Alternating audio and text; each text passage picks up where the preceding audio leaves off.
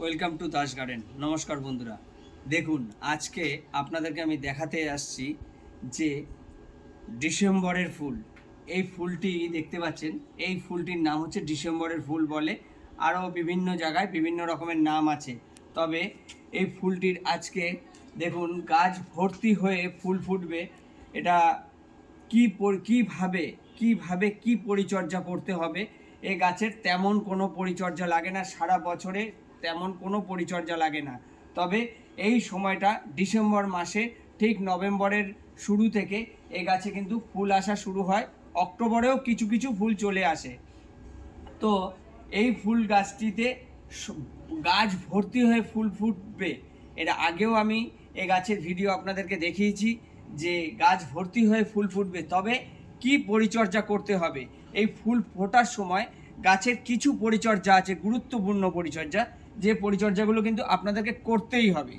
যে পরিচর্যা দেখুন বন্ধুরা, এই যে গাছের গোড়া দেখতে পাচ্ছেন, গাছের গোড়ায় কোনো রকমের নোংরা আবর্জনা, এই যে পাতা, এইসব জিনিসগুলো থাকলে হবে না বন্ধুরা। গাছের গোড়া ভালো করে পরিষ্কার করে দিতে হবে। গাছের গোড়া এই যে দেখতে পাচ্ছেন, গাছের গোড়া কিন্তু সুন্দর করে পরিষ্কার করে দিতে হবে। 1 নম্বর, গাছের গোড়ায় কোনো রকমের নোংরা রাখলে হবে না। আর গাছের গোড়াকে এই যে গাছে যত দেখতে পাচ্ছেন, গাছে যত রকমের শুকনো ডাল থাকবে, এই যে শুকনো ডালগুলো কিন্তু ছেঁটে ফেলে দিতে হবে। শুকনো ডাল, যেখানে যত শুকনো ডাল আছে সব শুকনো ডাল কিন্তু গাছের ছেঁটে ফেলে দিতে হবে। এই যে আমি দেখুন কিভাবে আমি আস্তে আস্তে করে, কোনো তাড়াহুড়া করলে হবে না বন্ধুরা। এই গাছের ডাল, প্রত্যেকটা শুকনো ডালকে কিন্তু কেটে ফেলে দিতে হবে।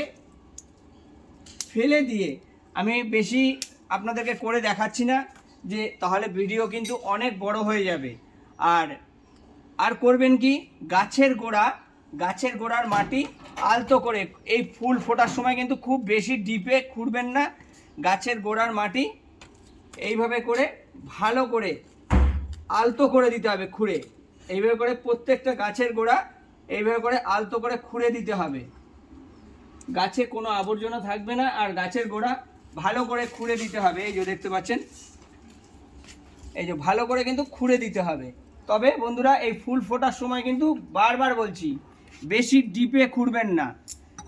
যে আমরা যেমন রিপোর্টিংয়ের সময় কিংবা সার দেওয়ার সময় একটু ডিপ করে খুঁড়তে বলি, এতে কোনো ডিপ করে খুঁড়বেন না। আর গাছের গোড়ার মোটামুটি এক ইঞ্চি পরিমাণের ডিপ করে একটু মাটিটাকে আলতো করে দেবেন, তাহলে দেখবেন আপনারও গাছে কিন্তু এইভাবে গাছ ভর্তি হয়ে ফুল হবে, এটা কথা দিচ্ছি। আর এতে দেবেন কি, আমরা যে জৈব সার বানাই, জৈব বলতে গেলে কিচেন ওয়েস্ট থেকে যেসব সার বানাই, সেই সার সপ্তাহে একটা দিন কিন্তু গাছের গোড়ায় দেবেন। দেওয়ার আগে মাটিটাকে কিন্তু অবশ্যই এমনি করে আলতো করে একটু খুঁড়ে নেবেন। আলতো করে খুঁড়ে নিয়ে তারপরে লিকুইড সার দেবেন। আর যেটা পাউডার সার বানানো মাটির মতো সারটা, ওই সারটাও সপ্তাহে একটা দিন করে দেবেন। দিলে আপনারও গাছে এইভাবে ফুল ভর্তি হয়ে ফুটবে। আর একটা দেবেন, সেটা হচ্ছে 15 দিন পর পর দেবেন, যেটা আমরা সর্ষের খোল পচিয়ে 50 গ্রাম সর্ষের খোলকে ½ লিটার জলে 15 থেকে 20 দিন পচাবেন।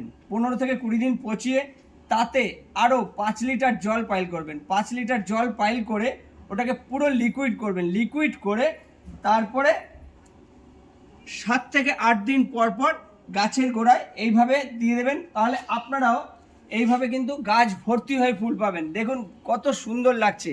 এই ফুল কিন্তু 3 থেকে 4 দিনে শুকায় না, 3 থেকে 4 দিন পর্যন্ত এর এমনই সতেজ থাকে, আর দেখতে কত অপরূপ সুন্দর লাগে।